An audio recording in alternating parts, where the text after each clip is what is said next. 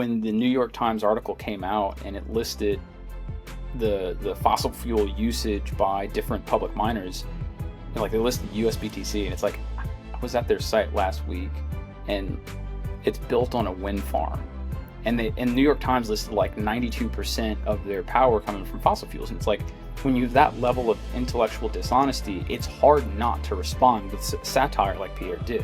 The relationship between Bitcoin mining and power is undeniable. Like, if you can't procure affordable energy as a Bitcoin miner, it's when, not if, you stop operating because you're unprofitable. Bitcoin solves one of the primary problems with our money, and so it's worth considering as a valuable component of society, worth investing energy into, like, hands down.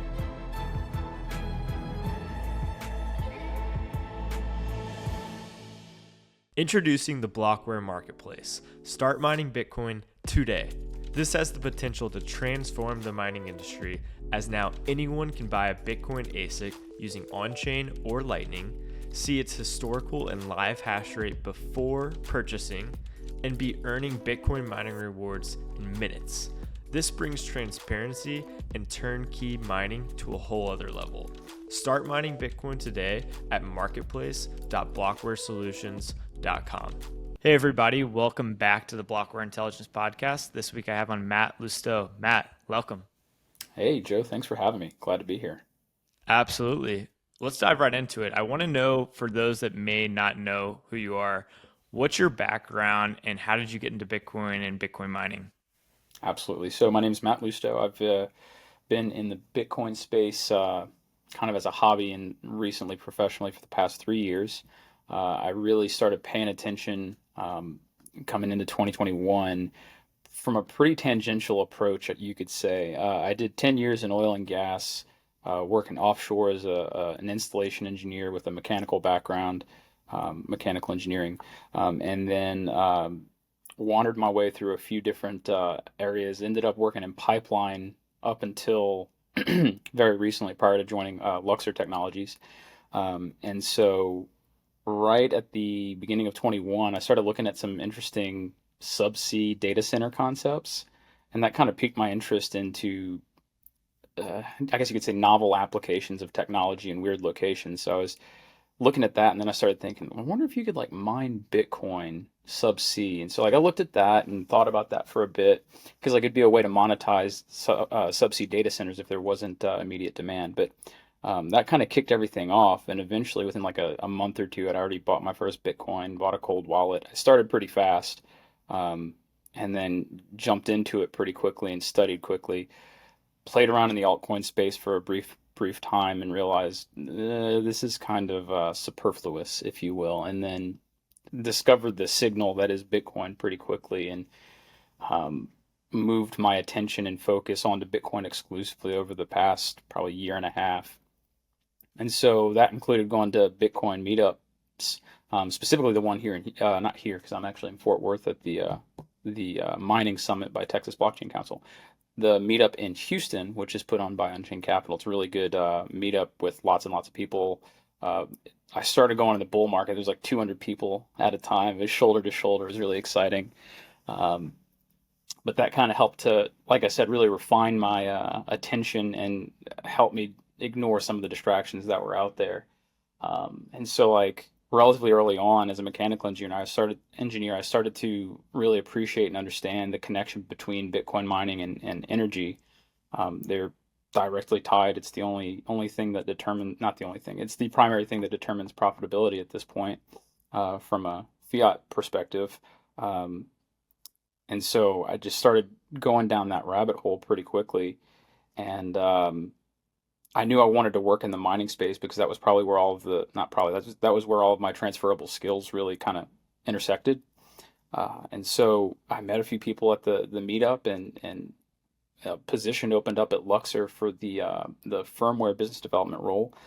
And so one of the guys, Mario Gutierrez, he's a good friend now. He made the introduction, and within a month, I think I had an offer from the guys there, and it's been a whirlwind since, because we've gone from very private internal testing only on our firmware, LuxOS, to full blast public release in March, on the Ides of March. So it's been a really exciting 4 months, 5 months, whatever it is. It feels it's Bitcoin time definitely stretches things out for a bit.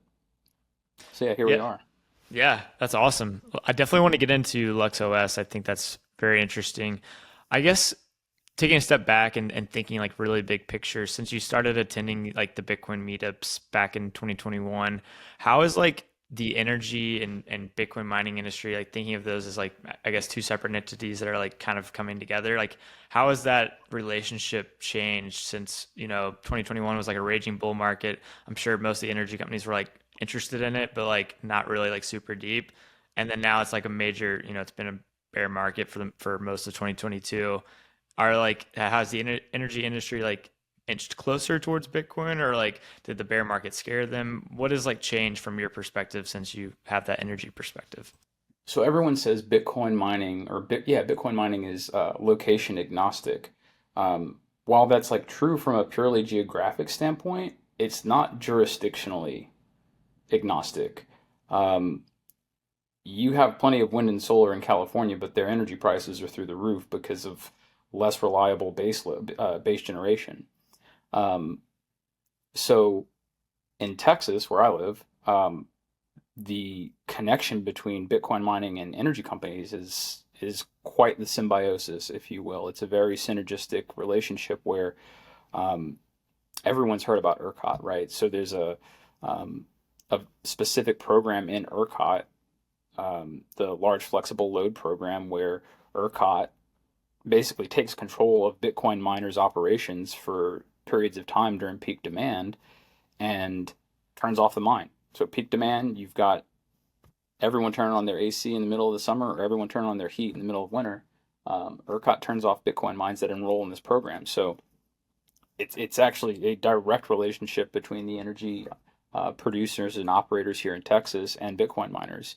Um, it's a very different relationship if you just go a little bit further north to New York, right, where there's a moratorium, and it's even the details of the moratorium are a little bit, I guess, politically phrased, if you will. But um, yeah, the energy there, the relationship between Bitcoin mining and power is undeniable. Like if you can't procure affordable energy as a Bitcoin miner, it's a matter of time. It's when, not if, you stop operating because you're unprofitable. Because you can say, "Oh, I'll mine Bitcoin unprofitably for now," but um, everyone has bills to pay, and energy companies won't pay you to just sit there for nothing. Yeah, it is interesting. I guess, Bitcoin miners and Bitcoin ASICs basically just gravitate to the cheapest energy available in the world, which is quite fascinating to really think about that. Absolutely. Let's dive into, starting to dive into the idea of like firmware for miners. Big picture, like, what is overclocking and underclocking, and how can that be useful for different miners? I love that you start there because it is exactly where almost everyone starts, and it's ultimately it is the primary functionality that you get from firmware, but it's not nearly as important without the context of why and when you over or underclock.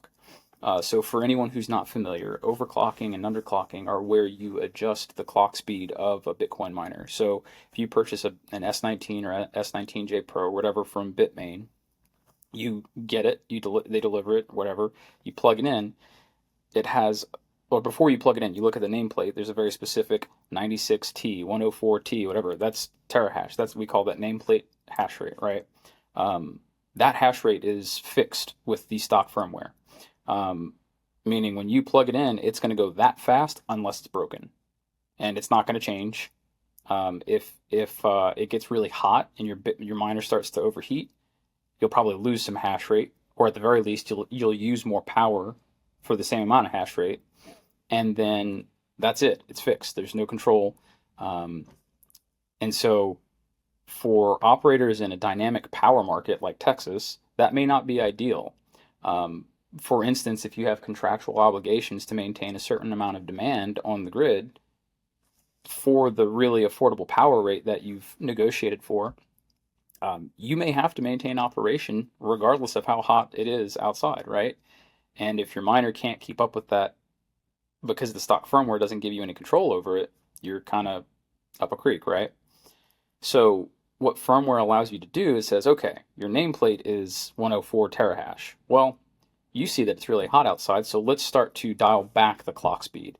You can think of it as kind of like horsepower, or not necessarily horsepower, or yeah, let's go with horsepower, and then you can chip it. I don't know if you're familiar with that analogy in the car world. There's special microchips you can put in certain cars, and it'll give you more or less horsepower. Hmm. Um, so basically, you can get more or less performance out of your miner depending on the operational parameters. So more meaning overclocking or less meaning underclocking. It's pretty simple. Well, whoa, that's a drastic simplification. Um, Operationally, it's pretty simple. The mechanics of firmware are anything but simple because this is a ground up build. A lot of options out there are basically using the stock firmware and then adjusting certain things to give some control to users. But our strategy was to actually take it from the ground up. So we just ignore any operations, any software or firmware that's already on the machine. Start from the ground up with our own miner that we built in the programming language Rust. Nice. Yeah. I mean, it's very fascinating to think about overclocking and underclocking. When I originally thought about this, I thought back to like 2021 when every, public miner and private miner in the world was like, let's just get as much hash rate as possible. Maybe that's like building immersions and overclocking to the moon. And then now it's like just to get more and more hash rate because it was so profitable to mine Bitcoin back then. And now it's like underclocking is kind of the next big thing where it's like, okay, energy prices were higher, may still be high for some people. Price of Bitcoin is down, mining difficulty is up. Let's underclock these things, earn less Bitcoin, but pay for even less power and we become quote unquote more profitable. And so now underclocking I feel like is the new thing. Would you agree, like, is underclocking like the underrated thing in Bitcoin mining right now? It has absolutely emerged as a sneaky option for miners to leverage in this recent bear market. I have to give props where props are due. Isaac and Reed at Cathedra, they did a really comprehensive study on clock speeds, power consumption, and they posted on Twitter. It's all open to anyone who's curious about it. Um, but yes, underclocking is a very sneaky beneficial option depending on market conditions. So like the thing that kind of simplifies it is if you a lot of people think about the price of Bitcoin, the difficulty having all these things, and while they're relevant to the operations of miners, you can simplify the analysis if you just think about hash price. Um, Hash price is how much Bitcoin or US dollars, depending on the exchange rate at the time, but the base level of hash price is how much Bitcoin you get for a given amount of hash rate at any point in time. Luxor has hash rate index, and you can go and look at the hash price over time. So if you think of hash rate as a commodity, which we do, um, that commodity has a price. So if you map it over time, you can look at hash price. So when hash price is up, it means either Bitcoin price is up or network activity is down, right? So when you have less network participation, you get more Bitcoin per block, or per petahash or terahash, whatever your unit of hash is, which generally translates to more dollars. But again, it's a single metric that helps you simplify your analysis. So if hash price is up, you may want to overclock. But for the past year, with the bear market, um, hash price tanked, and there were a lot of people right on the margins. We saw it hurt a lot of different miners, and I would not be so bold as to say that firmware would have saved them. There are numerous complexities to running a mining operation, but it is an extra tool in the tool belt of miners that gives them some flexity in responding to market conditions, whereas you may be able to reduce your OPEX because when you underclock, you're consuming less power. When you're consuming less power, your OPEX is going down, right? Because everyone saw power prices go a little bit crazy in 2022. Combine that with Bitcoin price going down, so your hash price was going down. revenue was down and OpEx was up, it was a really tough market for miners. So firmware gives you a tool in the tool belt to where um, I think Reed and Isaac have said publicly they were trying to get as many S19s into the same power supply as they were putting in S9. Now, the silicone in an S19 is way more efficient than that in an S9. That lets you get more hash rate out of the individual machines. But if you want to maintain longevity, because that's ultimately another factor, is if you reduce your clock speed and your voltage, you get a longer lifespan out of your silicone in general. There's two factors that affect the silicone. It's temperature and voltage. And if you can reduce voltage and reduce clock speed, you reduce temperature. So bringing all these variables down increases your longevity, reduces your OpEx.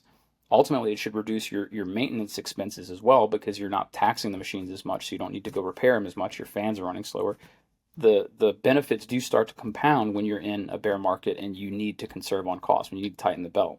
Um, that may come to be extremely beneficial when we approach the halving. No one can predict the price of Bitcoin, obviously. I mean, people try, but um, by the way, what's the latest on the Balaji bet? How close are we? I forget how many days away we are, but I'm itching to see if we get there. That'll be fun. But I feel like we're like 50 days away or something like that. We're plenty running out of time. time. Ah, it's plenty time.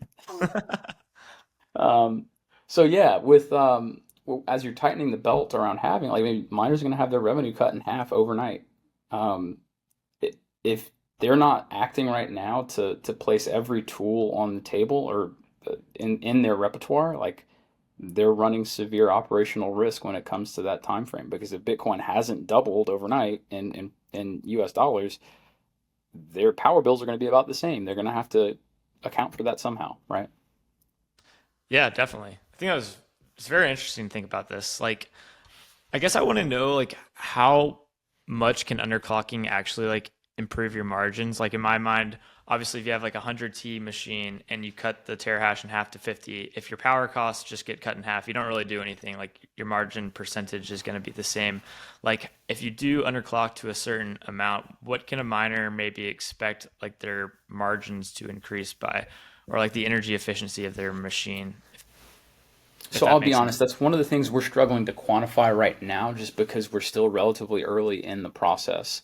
I can give you some qualitative data, but I can't quantify it yet. We're actually actively working to build some test labs, if you will, to start to really do some in-depth analysis, because we want to be able to come to users and potential clients and say, look, this is exactly what you stand to gain. Um, I can tell you qualitatively that when you reduce your operating temperatures, your efficiency goes up. The silicone, or let me rephrase this. So, like, it's important to note that when you look at the temperatures on an S19 right now, you're actually looking at temperature sensors that are on the board. There's like one exception, but it's not super common. So there's four or two temperature sensors on the board. That's not actually the temperature of the silicone because it's just a different place. The silicone is generating the heat, and that heat has to dissipate. So the board temperatures are actually a little bit cooler than the actual silicone. But you can use that as an indicator to know how hot your silicone is, just as a direction, right? Like if Bitmain actually has some recommendations on the offsets, but the numbers that we've seen is if your board temperatures are between like uh, 45 Celsius and 55 Celsius, that's where you get some of the most uh, the best efficiency, meaning joules per terahash out of the machine. So lowering your clock speed, let's say by 50%, on its surface doesn't necessarily reduce your power consumption. However, by lowering your clock speed, you also lower your temperature, stressing the miner a little bit less, giving you the opportunity to get better efficiency. You don't get to see any of that if you're using Bitmain stock firmware. And so like some of this is about biding your time in the bear market, right? Like if you really do believe in Bitcoin and you've got this long term thesis, and you're willing to stick to it, even if you're not like making your margins like hundreds of percent or like let's say 5% better, 10% better, it can reduce your expenditures to where if you've got cash flow tightening, you might be able to make it through the next month where you see a bounce on Bitcoin, your revenue comes back up, and you get that breathing room, right? So again, it's not none of this is a silver bullet. It's giving you a tool to respond to the market conditions that are ultimately going to present themselves at some point. I see. Interesting. So it's currently, I guess, we're unsure of like how much like efficiency gains, quote unquote, you can get. You do, I think, I guess, if you can optimize the ideal temperature, that's going to lead to like efficiency type gains. Or like if it's really hot outside or really cold, like that's going to mean your efficiency is getting significantly worse from originally, what it would be. And so like if you can underclock it, maybe that'll cool it down to like an ideal temperature and your efficiency would be better than what it was operating at, full capacity. Is that right? More or less, and yes. So the point is voltage and frequency are actually the only two variables that you control on the miner. You can increase your voltage, which can increase temperature, but only really mostly if you increase your frequency. So if you increase your voltage and frequency together, you get more heat. Um, if you get more heat, you get less efficiency. The other thing to think about from the perspective of efficiency, a lot of people look at just so it's joules per terahash. That's ultimately what it boils down to, but also uptime, right? So like if let's say you push your voltage and frequency right to the edge of temperatures and your efficiency is still good, your joules per terahash, but because you're running so hot, you actually have intermittent off downtime, right? Now your terahash per day is down, resulting, and you may not be consuming as much power, but your efficiency on that machine is down. So I'm working to coin this term across the industry, but OEE, overall equipment effectiveness, it's stolen from the manufacturing space where you're looking at, I'm going to blank on this, but it's quality output. I've got a slide somewhere, but Mm-hmm. quality output and uptime, right? So what's your uptime as a percentage of your operating hours? You can assume 24 hours because Bitcoin miners don't need to turn off. Um, Output meaning terahash per second, like you've got a nominal and then you've got a actual. You compare these two, and then you've got quality, meaning like how many shares get rejected or whatever, because that's another factor.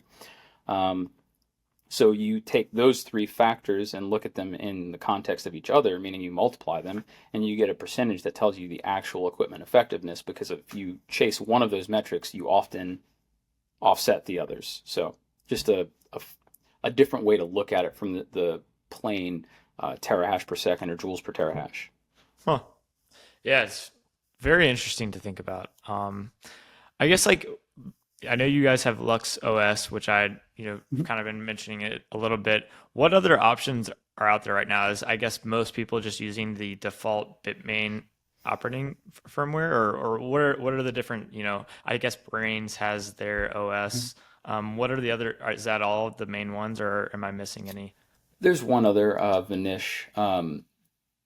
Most people, I would say the majority of miners do use the stock firmware. There's a number of reasons, apprehensions, if you will, that kind of lead them down that route. But the other two major market players are Brains and Vanish in some capacity. So like that's definitely our biggest competitors besides stock firmware. If you've thrown your hands up trying to run a Lightning node, relax, you're not an idiot. It's not intuitive, and manual management means you won't survive. The guys at Encrypted Energy are fans of the pod and have 20 openings in their private beta for readers to trial automated L&D operations like rebalancing and channel fee management. Email paul at encryptedenergy.com and mention Blockware Intelligence for personalized onboarding. Foundation is one of my favorite Bitcoin companies. Their product, Passport, is one of the best Bitcoin hardware wallets on the market. It is air-gapped and highly secure. I strongly encourage you to go to foundationdevices.com and use the code BLOCKWARE and get $10 off your Passport. It's a great way to easily and securely store the private keys to your Bitcoin. Yeah, it makes sense. And one question going back to the idea of underclocking and overclocking, I guess if you for some reason decide like, hey, you want to overclock your machine an extreme amount, and obviously that could potentially like I guess heat up your machine and potentially damage it at some point. What are the like? Obviously that's a risk. What is? Can you like explain that risk in more detail? Right? Like what would happen? Like would your hash board like just break and you have to get a new hash board? Would like your fans break and you have to get a new fan, or like is it like could you just completely damage it where you have to buy pretty much a completely new machine? I guess what are like the possibilities to like completely overclocking your machine? Yeah, I mean, we obviously like we definitely have a warning banner like, hey, overclocking can damage your machine. And to that point, like you can do damage, yep, and that looks like a couple of different failure modes. Obviously, you can like literally just short circuit chip, like burn up a component in chip to where it just makes a continuous wire, and like you don't, or a short in the wire, and you don't get continuity through that chip, which can translate to that whole chain being broken, meaning you lose function on one third of the chips on that hash board potentially. Um, or you could get a failure across multiple chips across, like depending on how hot it gets and how hard you're running it, which could be just a whole hash board out. Um, you can also get power supply failures because when you're running hotter, you can heat up the insulation on like transformers and stuff like that, the windings on transformers that can cause failure. There's definitely risks there when you're running it. So like um, monitoring temperatures is essential, and that's one of the things that we're really proud about. The API that LuxOS has developed is very comprehensive. Pretty much any data you can imagine is available, and then all of the commands can be issued with a standard REST API, provided you have network access to the machines. And then we also have a feature, the health checker. So it goes to every chip and checks the health of that chip, and we're actually doing some iterations on that health checker. That'll give you a little more granularity in coming months. Um, but if you're overclocking, we give you the tools to monitor your machines as you're going to where you can say, hey, I need to dial it back there. I went too far on this one. And so what that gives you is the ability to kind of tune your machines on the fly from a distance. You don't have to have a super complex algorithm running on the machine. You can actually have some remote command and control of your fleet. Nice. Yeah, it's really cool. I guess is there anything else that is a part of Lux OS? Like, does it cost money or how does that work? So it actually doesn't cost money, but it costs commodity. It's hash rate. So the way our business model works is there's a developer fee that comes from back in the day when there were developers working on this kind of for free, like they weren't getting contracts or anything, but they would steer hash rate to a specific account of that they owned, um, and so they could that hash rate would yield them Bitcoin as well. So that's the model we've chosen. We have a 2.8% dev fee, which comes back to Luxor, and then we reduce pool fees if you use Luxor's pool as well. So we don't make you double dip on the pool fee and on the dev fee. And then from there, we also have discounted tiers for clients who bring on a significant portion of hash rate. Makes sense. Uh, cool. I think that was covering the firmware very, very in depth. Let's talk about what's going on with like energy and CO2 and Bitcoin. I'm sure you saw Pierre Richard, the video from Riot Platforms talking about how Bitcoin ASICs do not emit CO2, which is fact checked correct, right? Yep, math checks out. So like, I guess, what are your thoughts on all of what's going on around that? It ultimately comes down to your perspective on problem solving, right? If your prerogative on problem solving is that top-down solutions are the way, then like that video pissed you off big time. Like you like you're there are countless memes that could describe the emotions you felt with that video. Like you just resented it. Um, because ultimately people disagree on so many things about the climate, not environment, like the environment around climate change, like the social discussions around that, around climate change. Like it's so heated amongst different people that like that was bound to infuriate some, thrill others, and so like I enjoyed it thoroughly because I think there is some shenanigans to be had around the concept of scope 2 and scope 3 emissions. Like there's absolutely reasons to question the legitimacy of such calculations. Not to say that consumers should never concern themselves with the source of their generation, just to say that discriminating against Bitcoin miners because they consume power from the grid and the grid's mix is dirty seems a little bit off base. Like if you're just looking first principles, how do I solve problems as a mechanical engineer or whatever? Like I'm not really mad at the Bitcoin miners. I'm generally a believer in free markets, and so like when it comes to power generation and cost-effective power generation, Bitcoin mining is going to find the most affordable power generation.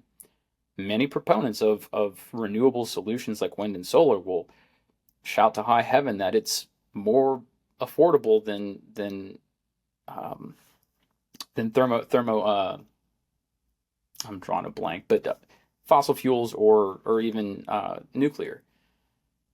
If that were the case, what's the need for the massive subsidies that do exist? Like if you look at the build out of renewable power in Texas, a lot of it is funded by tax incentives and such. So like I think the idea of like targeting Bitcoin miners in this context who are actually subsidizing power operations in West Texas that would be unprofitable otherwise. Like when the New York Times article came out and it listed the fossil fuel usage by different public miners, and like they listed USBTC, and it's like I was at their site last week, and it's built on a wind farm, and New York Times listed like 92% of their power coming from fossil fuels, and it's like when you have that level of intellectual dishonesty, it's hard not to respond with satire like Pierre did, because like if they're not going to take the fact checking seriously,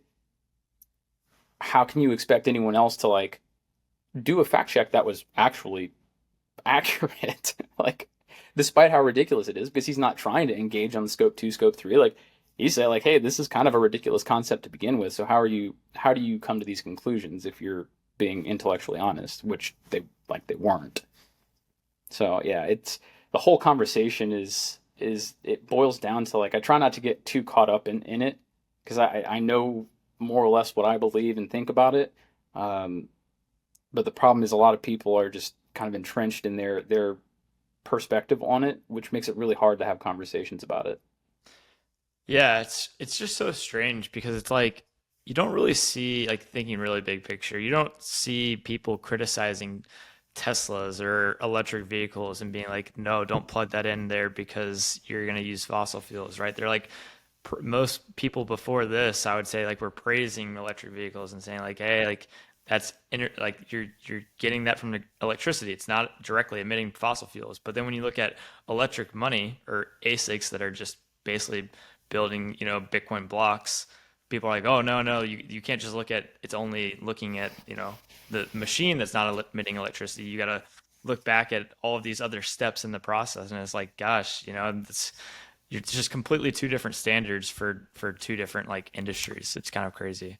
Yeah, and that part comes down to utility, right? Like the publicly perceived utility of Bitcoin versus a car, like that makes it really easy to rationalize the difference in value judgment, making it really easy to go and target Bitcoin miners in that context. So like it definitely speaks to kind of the need for content makers in our space to advocate for education, right? Like we have to educate normies. Like we have to help people understand that there is a problem with our money and Bitcoin potentially Bitcoin solves one of the primary problems with our money, and so it's worth considering as a valuable component of society, worth investing energy into, like hands down. Like that's why I jumped in the space. Like I joined Luxor at when Bitcoin was at 16K. So like I'm convinced, but like we have to make sure that we convince others because if we don't, like there will be a tidal wave of people upset with Bitcoin mining for some reason in the future. And I know everyone talks about how Bitcoin doesn't care, No, Bitcoin doesn't, but like social pressures can yield some really unfortunate results for people who do participate in the space. I mean, a great example, like so the timing of this New York Times article correlates with this. Are you familiar with this bill in Texas, SB 1751? Yeah, I don't know too much about it, but I've seen the ramblings of it. I mean, the bottom line is it's a really bad bill. It specifically targets Texas Bitcoin miners. Um, it eliminates competition for anyone competing for that large flexible load. So like it limits.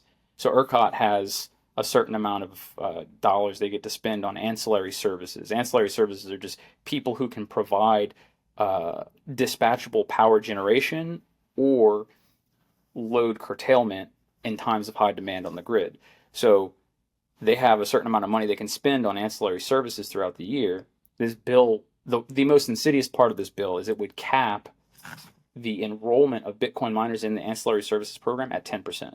And it's already over 10% on multiple days. So, like, it's anti competitive because it prevents Bitcoin miners from winning at something they're already really good at. Like, hey, turn off. Okay. Flip the switch. And they're getting better because, like, when you start looking at the applications of firmware, like, you can turn it down rather than turning it off because that's how most of them work right now is they actually just turn a certain percentage of miners off.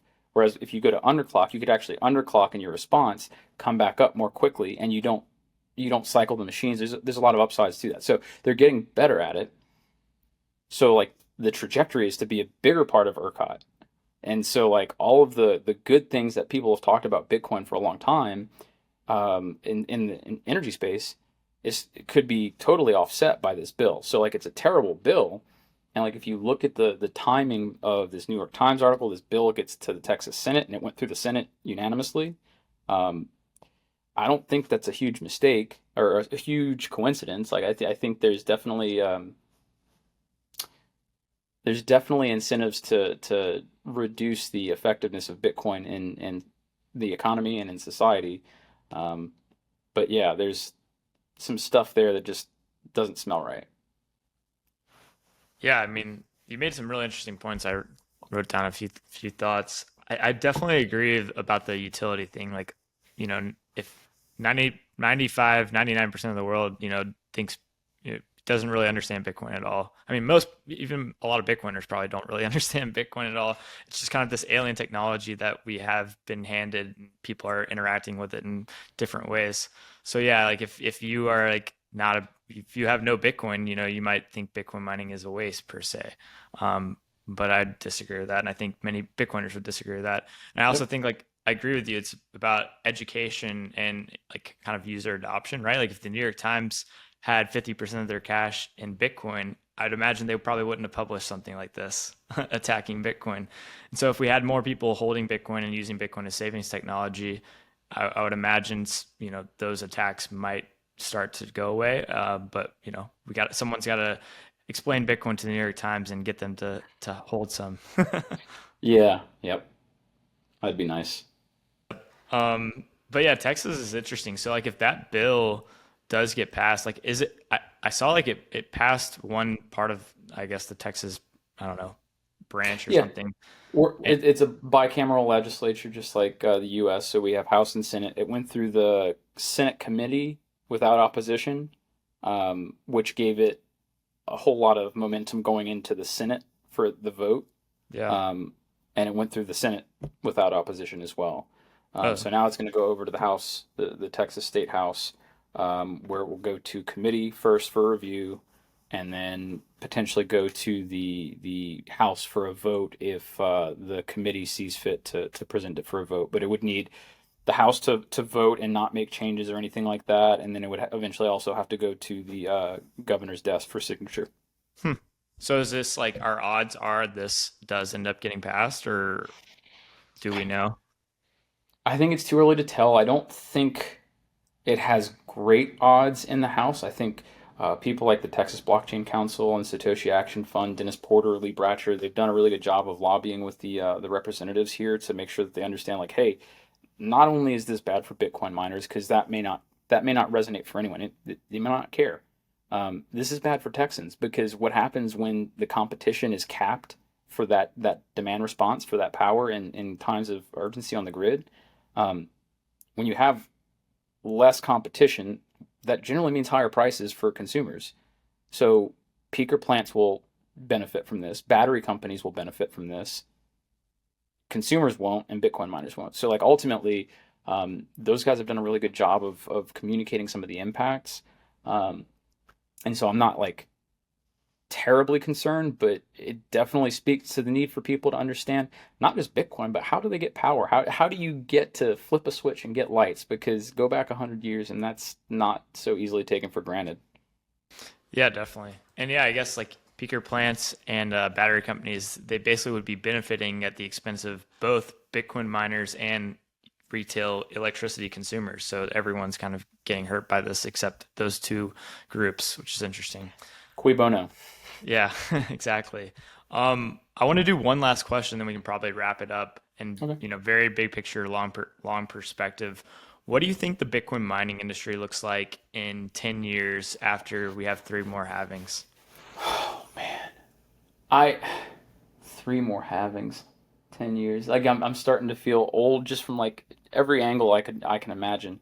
Um, Man, the volatility in just the general socioeconomic environment of the world right now is makes 10-year predictions so hard. But um, a lot of it's going to depend on the direction that people take because I think like the U.S. could make some really devastating decisions to the Bitcoin industry, the Bitcoin mining industry specifically.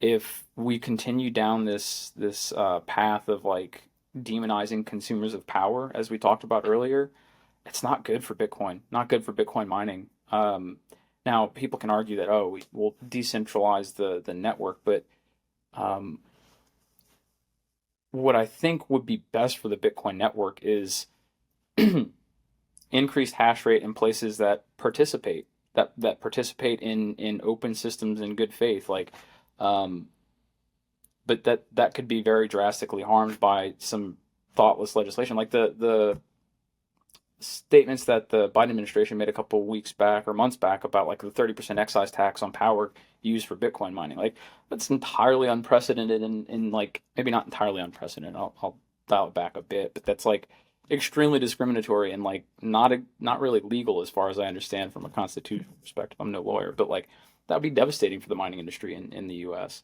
So like how we navigate the next couple of years just in this administration and all this stuff, I think that's going to determine the outcome. But let's say we maintain status quo for like just the current regulatory environment. Like there's been a big push for grid miners. I think that model works in the deregulated markets like Texas. And there are some other states that have similar operational structures. You might see that grow, but like one of the biggest opportunities that I think is out there is the flare gas play. Um, the Middle East has like everyone talks about flare gas in like Texas or the U.S. or whatever, and like they've got all these emissions things or whatever. I'm not a reservoir guy or anything like that, but like the Middle East has so much more flare gas, and not just flare gas, but routinely flare gas. There's two different types. There's like intermittent, where it's not scheduled and it's not planned, but it's flared because you're doing some kind of operation and you've got this gas and you have to do something with it. Otherwise, you have to shut in the well, and that takes time to bring it back online.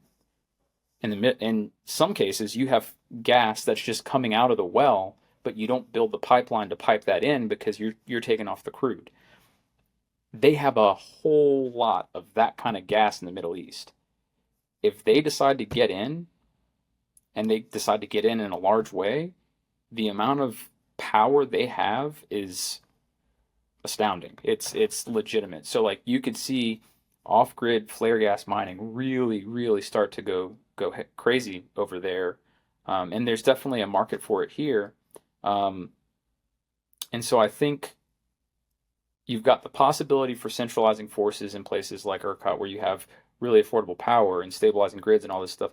But I think you also have some really interesting forces that could decentralize it. So I think, honestly, I think there's a good spread, and I hate to like kind of get too squirrely on you, but like I think there's a really wide variety of like the bell curve on, not the bell curve, but the spaghetti chart for hurricanes in the Gulf, like they have the funnel.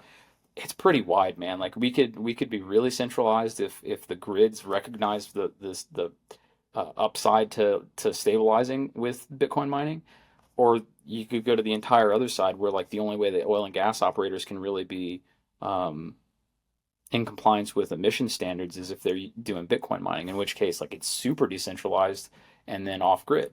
So like there's a lot of different angles we could end up, but I think it's reasonable to suspect that hash rate grows. And then I think some of the things that'll start to play out is the seasonal nature where you have curtailment in winter and summer. So like that's something I expect to see coming up. So like I think we'll be tapering off on hash rate very soon on the network hash rate because summer's coming up. I've already heard reports of miners being down in Texas, West Texas. It's hot out there. And the miners don't want to be too hot like we talked about earlier. So I think you'll see hash rate begin to be a little bit more seasonal. And you saw it in the winter. There was some negative difficulty adjustments in the winter when miners had to curtail. So I think that's something that you'll see emerge, and I would expect it to play out further as we get into that 10-year range. Nice. Yeah, that was a really interesting take that I agree with. I haven't necessarily thought about that or seen many people talk about it, but I like that a lot. Yeah, it's going to be fascinating to see how it plays out. I mean, another obviously critical factor of what happens in 10 years is the price of Bitcoin, right? I mean, if after the next halving we have $200,000 Bitcoin, I mean, there's just going to be so much, like, so much hash rate is probably going to be trying to come online, and there might be battles with, states and governments. It could get kind of weird, I guess, especially if the price of the asset is just so much higher than what it is today. But yeah, it's going to be fascinating to see how it plays out. It's probably a great spot to wrap it up. Where can people find more about you and learn more about Luxor? So Luxor.tech, number one, Luxor.tech/firmware for the firmware, /RFQ, I don't remember where our derivatives product is, but great website. We just revised the website, so it's looking pretty slick. You can find me at TDR_M Lousteau on Twitter. I'm on LinkedIn as well. Yeah, that's pretty much it. But if you're curious about Luxor firmware or any of the other products that we offer, pool, derivatives, ASIC brokerage, we're happy to have you reach out, and we'll see if we can't get you taken care of.